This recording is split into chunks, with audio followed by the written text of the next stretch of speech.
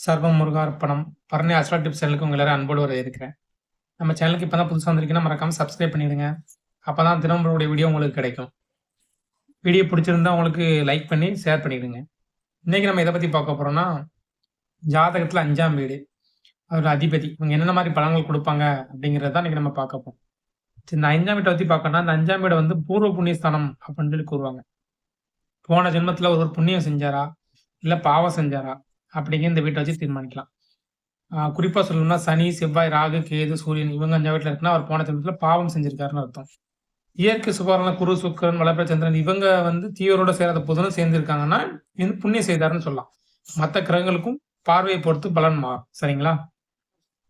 ஒரு முற்பிறவியில பாவம் செஞ்சாரா, இல்ல புண்ணியம் செஞ்சாராங்கிறத நம்ம 5ஆம் வீட்ட வச்சு கண்டுபிடிக்கலாங்கிறத நம்ம பார்த்தோம்.